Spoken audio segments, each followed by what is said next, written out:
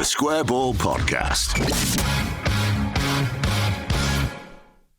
Propaganda is brought to you with Levi Solicitors. There's a 10% discount on legal fees at levisolicitors.co.uk/the square ball. 15% on conveyancing instructions received before the end of January 2022.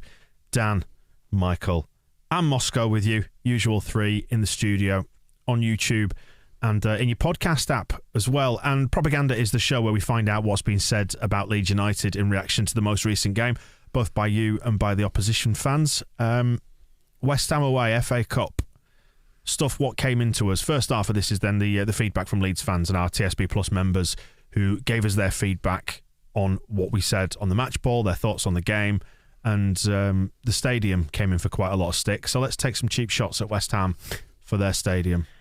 Well, who was it who oversaw the move to that stadium, by the way? Well, yes. I mean, it was free. That's the thing. I'm a cheap man, and I can look at it and go, well, it's not great, but it was cheap. You went to see late stage Guns N' Roses in this stadium, didn't you? Which was better, Guns N' Roses with Axl absolutely ruined, or this game on Sunday? He was in his Thomas Brolin phase. Was Axl at the time? In case anyone has missed the meeting on this, it was Angus Kinnear who was in charge of West Ham moving from the beloved Boleyn ground in the heart of the local community. I thought you were going to say the Ballingering then. Ballinga Carlisle. The Belinda Carlisle ground to some free athletic stadium in the middle of nowhere next to a shopping centre. So we can only hope that when it comes to Elland Road's redevelopment, Kinnear remembers all that he did during that process. Do we not want an athletics track? Does none of it. Yeah, that it's a big tick list of things not to do in Yorkshire. Unless it's free. We'll take Even if it's free, no. I don't want an athletics track, and I don't want to be looking on a... I mean, admittedly, I wasn't there, I was here, but the photos of the flat roofs were bad enough. Because they were sort of singing and dancing about the getting the seats closer to the like the touch lines and the goal line, weren't they? Saying, "Oh, we've listened to your feedback and we've put seats in," and they have. But what they've done is they've created a massive void behind the seats now in front of the scoreboards, where it's just like someone described it as a tennis court, didn't they? It was that big. I mean, if you could sing and dance on them, great, because it's a big surface. You could have a roller rink there. But as it is, it's an impractical, just blank space. It does weird things with your head, because I think you imagine that to be a smaller space than it is from the perspective of the photos, but then you see the people and you realise this is a huge space. These are like these are like five-a-side pitch. Moscow's roller disco thing is the closest thing I've seen to it, because it's got barriers all around the edges. It's a smooth, flat surface. Get people going around, double your income. Like Ken Bates was always about income streams, wasn't he? And with the stadium. Charlton did it for a while during the lowest point of their regime. So you had at one end of the stadium was people throwing tennis balls on the pitch trying to get the game called off, but then in one corner they had a sofa where competition winners got to watch the game while sitting on a couch. You could turn that flat roof area, if a roller rink is somehow considered impractical by the health and safety police, then do it like an everyman cinema where it's big comfortable seats, like big sofas that you can sink into and watch the game. But just having that big blank area isn't good. You don't really see this on TV that much, do you? I think, which is probably the key to it, is that they've come up with a solution and gone, will it look really crap on telly? And they're like, no, because of the angles, you probably won't see it too much. But when you actually see it from the angle of paying supporters, Jesus Christ! I mean, it's bad, isn't it? It's someone had tweeted with a picture of why it looks like this, and it's Nathan LUFC Lamb who tweeted this out. Yeah, you can see it's basically just a big platform they built over the proper seats. The athletic seats are underneath it, aren't they? Yeah. Just don't play in an athletic stadium. I almost feel this is worse than just playing in an athletic stadium and accepting a big running track.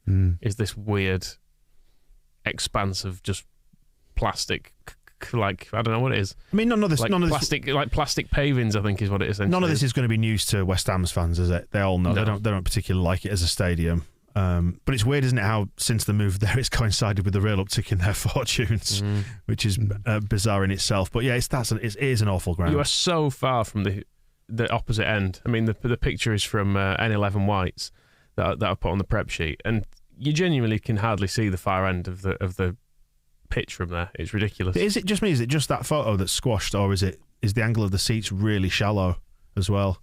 Because football stadiums tend to go more vertical than that, don't they? I know there's obviously a maximum allowable angle for health and safety reasons or whatever, but it does feel like a very, very smooth gradient, does that? It's almost like it's an athletics stadium.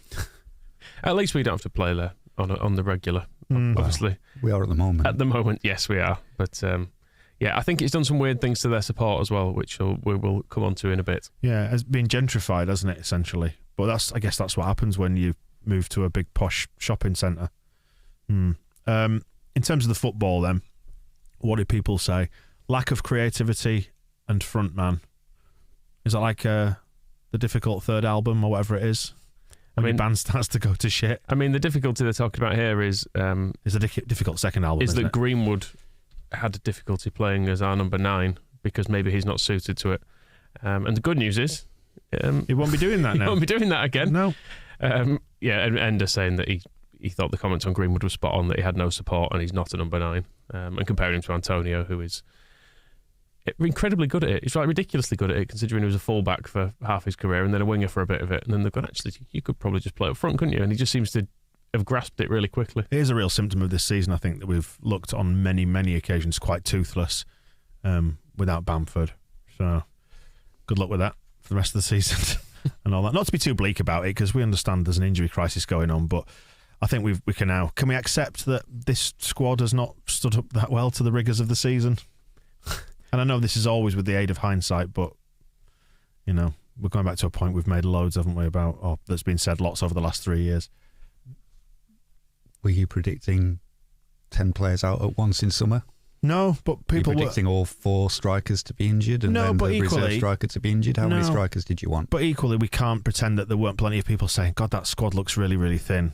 And I think it's also the fact that if you do start to get injuries, that what you're falling back on is kids who, and like Greenwood. I know we'd never anticipate being 4 strikers down, which is absolutely insane. So you can't have a go at somebody for not anticipating it if you can never anticipate it. What I'm saying, you should have been prepared for something that nobody would have anticipated. But lots of people did. The fan base did. Everyone said nobody anticipated all 4 strikers being injured at once. We're not doing this again. No, they didn't. But everyone said that the squad was lacking quality or too thin. Well, not everybody. That's not fair.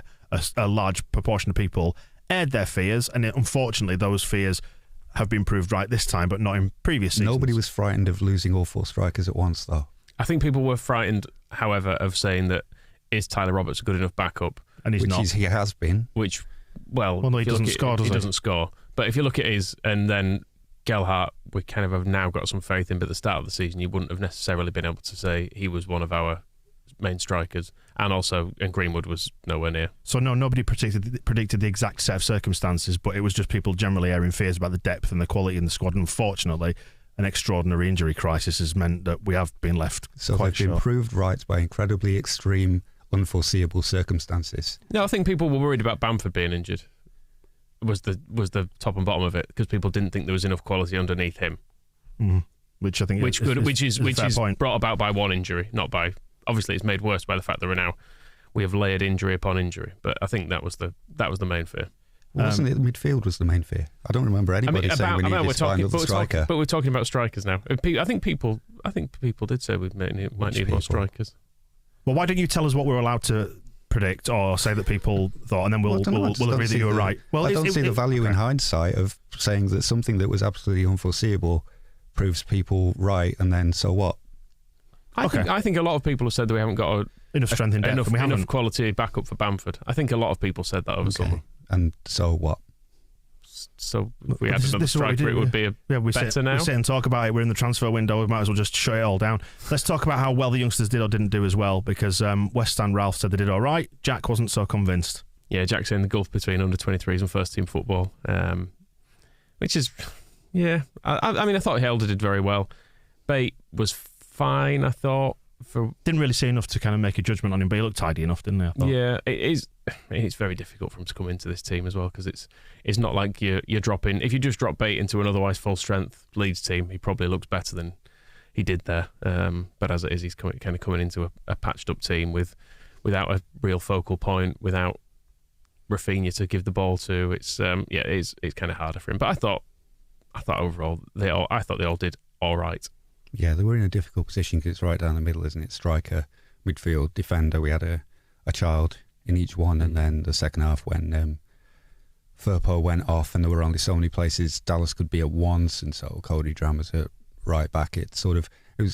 We did get better because the circumstances of the game meant West Ham wanted to defend their place in the fourth round, and we had a little bit more momentum as it went on, but that's just kind of like end of a cup tie situation rather than Drama and Somerville being game changers, although Somerville played very well when he came on.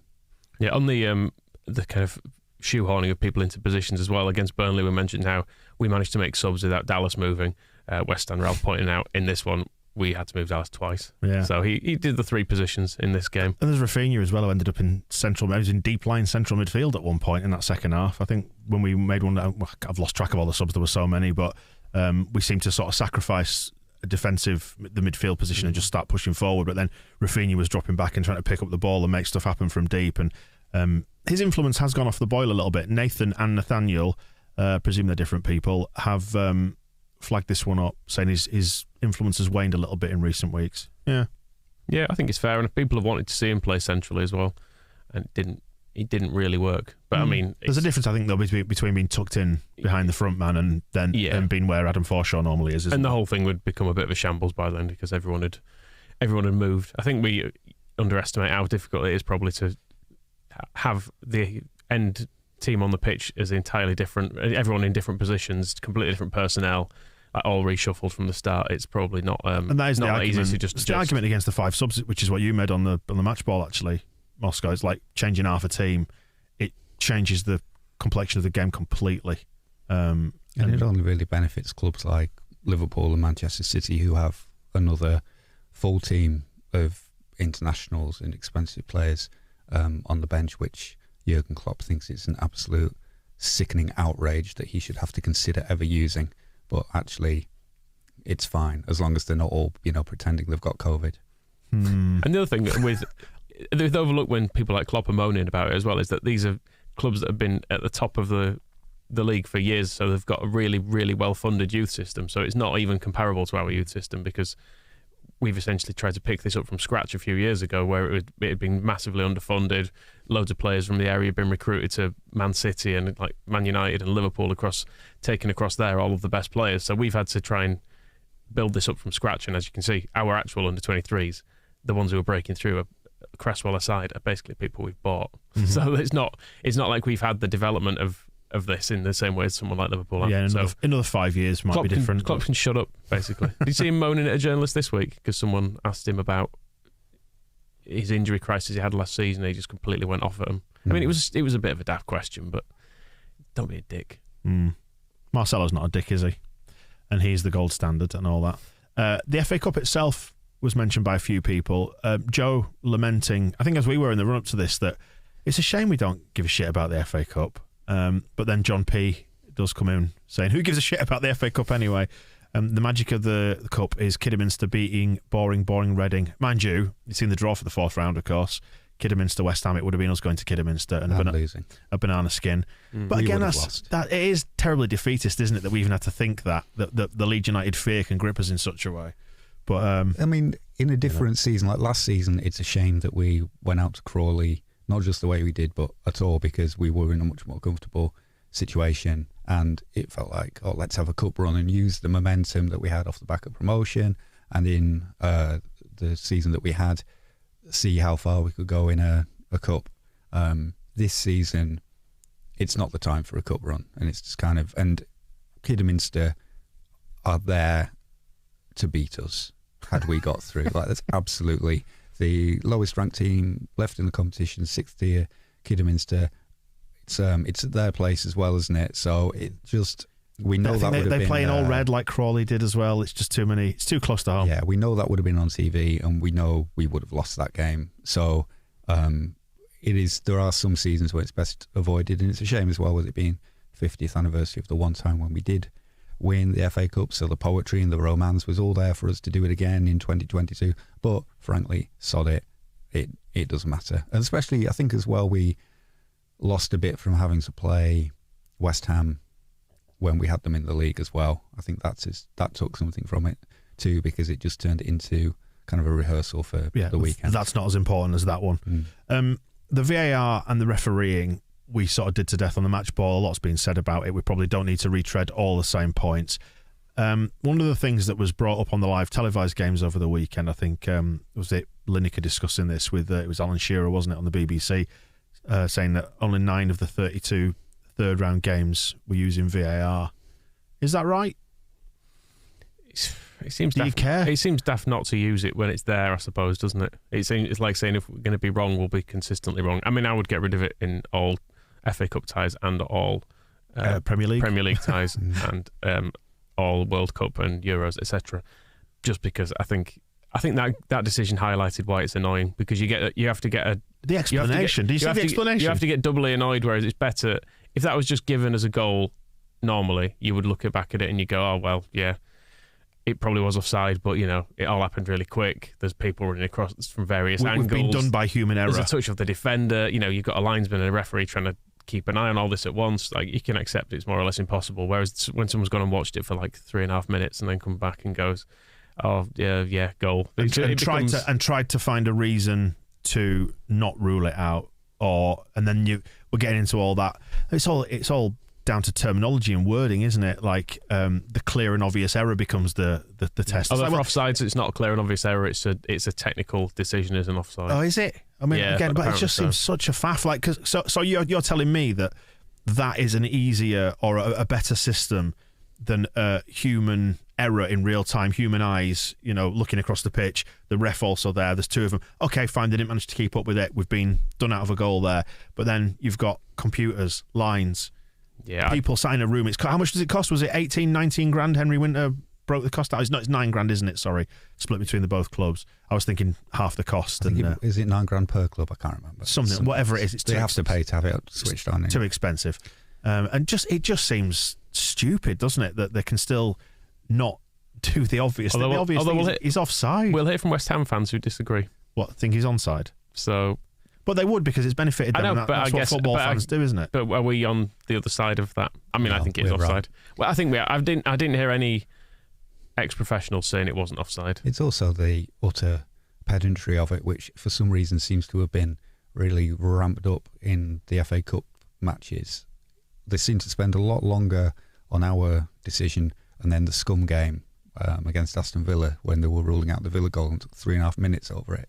There haven't been many times in Premier League matches that I'm aware of where it's taken that long to rule a goal out. And the Villa one, where they went from is such and such offside, has such and such touched the ball right here, to suddenly they're looking at somebody blocking Cavani on the edge of the penalty area. And so it was kind of like they were working backwards through every possible way of ruling it out. And I think with what I wrote in the report about our game was, it felt like if VAR hadn't been switched on for the West Ham game, that assistant referee has to make the decision, and I think they probably give it offside and no goal, because it then took so long to work out that there'd been this tiny little touch and all the things to work out that they didn't want it to stand, or that they thought it should not stand, that it should stand, that it seems the on-pitch decision felt much more likely to disallow it.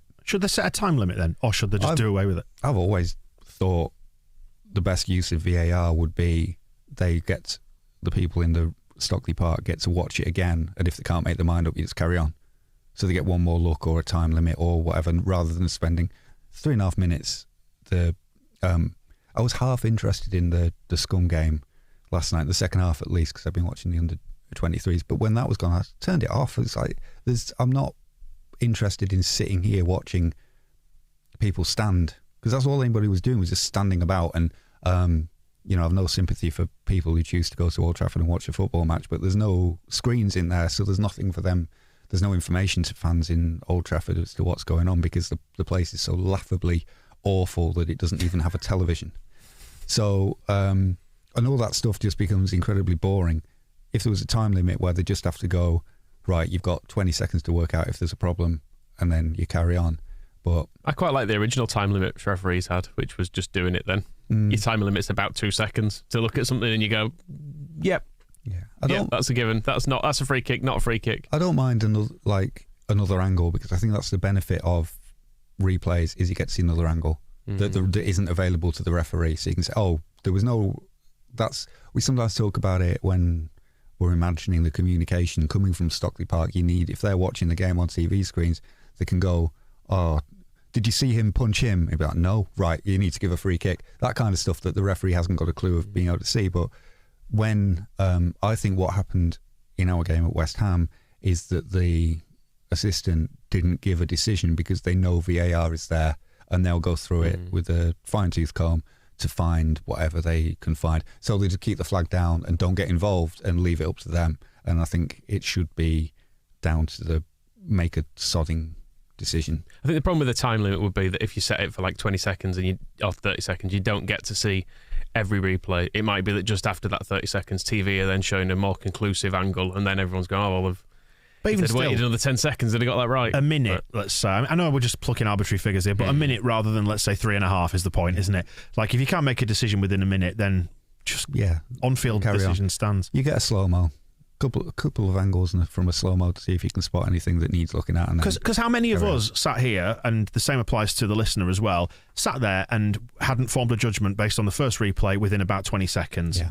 And also, it came down to that it distorts what they're actually looking at, because they ended up making that decision somehow on it being that tiny little touch and who got the toe on the ball, which then obliterates the principle, which was Jared Bowen was offside and he went for the ball. Yeah, that should have been enough. End of story. Yeah. So you don't need long to look at that, and the linesman not making that decision, he was offside and he went for the ball, challenging the goalkeeper. Which is what the human decision on field is. Yes. That's what they do. They see, he was offside at that moment. And then we get this inhuman, well, if we freeze frame it exactly there, we can see a toe touching the ball. That means somebody else, and it's. I will say for all of, I thought it was a bad decision. I don't think it particularly changed the outcome of the game. No, we should say that. Yeah, they were the better side. I mean, anything can happen, obviously, but I think they created the better chances. Yeah, but they didn't score them.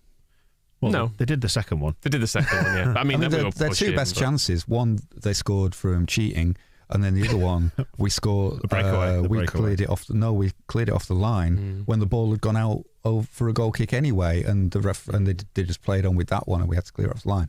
Other than that, I mean, Ryan Fredericks one was quite funny actually. I watched that one back. I think there were like 6 people in the box actually, all unmarked and waiting for him to cross it, and instead he just shot from a ridiculous angle. But that's their West Ham's like daft decision making and a combination of. It was a drab old game, and it wasn't very fun or interesting. We weren't very good, and probably West Ham deserved to win, but they weren't.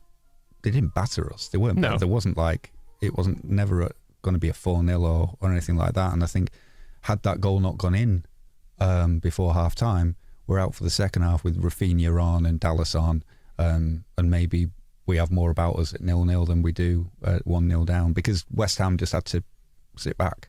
They had the lead, so they weren't too troubled. Just to close out the stuff on the ref. Philip quite separately picks out the divers, and we mentioned it on the match ball. It's not unique to West Ham by any stretch of the imagination. Wolves were at it earlier in the season, and I spoke on the match ball about how a lot of Premier League teams know how to basically play the refs, don't they? And I think that's one thing that across this season, and since we've returned to the Premier League, I found really, really hard to stomach, and does make you hate the game more. When you see a big shithouse like Antonio going down, and you see the decision given on the edge of the area, was it Vlasic who went down? Oh, well, he slipped. The Vlasic one was ridiculous. You could see from the fairly distant TV picture, people on the back row of overlooking the ice rink or whatever it was could probably see that there'd been no contact there, and it was one of those that immediately we all went, get up, and then you show a replay and there was actually less contact than I thought. I imagined there'd been probably a slight brush, but actually there was nothing. We all know, anybody who's ever played football at any level, or you've watched it over a sustained period of time, you know what it takes to knock a person off their feet when you're playing football, and that's not it, is it? And that's where it's frustrating as well, because then VAR have to sit on their hands, having seen that he's gone down under no contact, while we set up a wall, and they're like, they're now going to have a shot at goal, which we know they shouldn't be able to have, but because that's not within the remit of VAR, it's just get rid. It's just shy. They've just. I think that's part of the frustration is that you can go through with so closely on some decisions, and then something like that just doesn't get touched, and it kind of it only adds to the unfairness that if a replay can show a player has got a free kick for nothing, then why? And again, that's one of the things that, if all it takes is one replay for the ref, for the VAR referee to say, oh no, he didn't touch him, drop ball. The one you mentioned where the ball had gone out and we cleared it off the line, I think that ended up in a corner. And if they'd have scored from the corner, if they'd have scored from that, it would have been disallowed and we'd have had a goal kick. If they'd have scored from the corner, that'd have been fine. Yeah, and so it's kind of how far back you go. And well, that's where I think sort of building up, maybe a time limit is the wrong thing, but the VAR being just a second set of eyes so that they are in the ear of the referee at all times, the same as the assistants on the linesman as was, help the referee by saying, oh, that ball went out, you need to give it the other way. Because that's all it would have to be on the one where we cleared it off the line and they got a corner, is you just need to, as it's happening, to say, no, the ball's over the line, that should be a goal kick. And then you say, all right, it's a goal kick. You don't need to go, okay, I'm getting a message from elsewhere, from the other place, and now I'm going to go and have a look at it over here. Just trust the guy in your ear to say, oh, that shouldn't have been a free kick, or he's you missed it, but he's taking his legs out there. I think they are doing that. I think they are giving them in ear, but we never find out, and there's no accountability, and that's the frustration. But I think they are, because you see, like, the referees just doing that with the finger in the ear, like they're on an FBI stakeout. During the game, I suspect they are giving them assistance as it goes. Well, then West Ham shouldn't have had that corner. But they're not telling us. But they're only telling them on certain things. Yeah, and they made it harder for the linesman, because from the linesman's point of view, he's thinking, well, I don't want to put my flag up to say it's gone out, because if it's just stayed in by a centimetre, and then they cross it and score, and I've already put my flag up to say it's gone out, and Leeds have stopped, and then there's all a subconscious thing going on. Exactly. Isn't there? There's lots of different. If you think you've got a fallback, then you will sometimes take it, but sometimes the fallback will result in a less. That's what I was on about on the match ball, saying like they've tied themselves up in knots with all the different permutations and the psychological implications of actually just doing your job at that particular moment. They've made a difficult job a lot worse. It felt like in the Euros, everyone's saying like the Euros were refereed and VAR'd a lot better. It felt like in the Euros, the refs were reffing the game and the liners were doing the lines' jobs as well. And then VAR was sort of just there hovering in the background if they needed it. Whereas it feels with this like it's almost omnipresent. And actually, the Burnley game, to go back a week before that, it didn't feel omnipresent. And maybe it's different when you're inside the stadium compared to watching it on TV, because it's a TV experience, I guess. It's the same as the VAR refs get it, isn't it? That it didn't feel present at all against Burnley, whereas it felt like it was completely overbearing against West Ham, and it was just around the corner waiting to ruin everything. I don't know. And it did. Yeah. Well, but as you said, we can't pretend that was the single cause. And let's not pretend it didn't ruin it for West Ham fans a bit as well, because they all celebrated a goal, then they had to sit there for 3 minutes looking at a screen waiting for it to say goal on it before they could actually go. The bubbles were probably already out. I think they were probably watching people skating around, weren't they? Instead in front of the scoreboards. Just to wrap up the other stuff then that's come in, missing teeth does suggest that Marcelo removes the bear traps from Murder Ball. Hopefully that should prevent some of the injuries. Jordan suggesting that Bamford goes to Forshaw's magic hip doctor. I mean, Forshaw, was he not out for the best part of a year after he went to the hip doctor in Colorado? It's fixed him, yeah, but we do need Bamford back. So we'll have him back in a year then if we... A bit sooner. I mean, Marvin wants us to talk about crisps. No. No? No. Not doing that. Okay. Let's talk about ITV's commentary instead, which we picked out on the match ball as well. It wasn't great, was it? And I think this goes back to what we were saying about... was it during lockdown, about the standards of it all? I think we had a go at Matterface during the Euros as well. There's just so much. I mean, Matterface, I think, stands alone as an example because of his style of commentary. I think rubs a lot of people up the wrong way. If you like it, fine. I'm not going to sit in judgment. Don't particularly, with his tripping out loads of facts. Interesting how they've matched him up with Ali McCoist on ITV. I think because Ali McCoist is really widely liked as a co-commentator because he's got such enthusiasm and it feels really, really natural. Whereas you always feel like Matterface is going to be trotting out a line about, a pun or a stat from 5 years ago or something like that. It was Seb Hutchinson in our game. Scrooge McHutch who sent this in. I was just wondering, are they the same person? Because he kept getting names wrong. Glick was the one in particular that annoyed people. But I think it's because there's so much TV coverage these days as well that maybe people are, as we were saying during lockdown, maybe a touch underprepared, maybe just, winging it a little bit. I mean, ITV don't really have much football now, so they've got to kind of They've got to kind of start it up again when they get the FA Cup games, whereas Sky or someone have got a constant churn of it, so they're more in the groove with it. Whereas you get the ITV a bit more like, oh shit, we've got to actually show some football. And there we go then. That's the Leeds United side of the feedback from Propaganda. We will flip over on the other part of the show. Have a look at this one on YouTube. Part 2 of the show is where we will find out what West Ham thought about it. Any guarantee of any dildos this time from West Ham TV? Spoiler alert, there are no dildos or apologies for dildos. The Square Ball Podcast.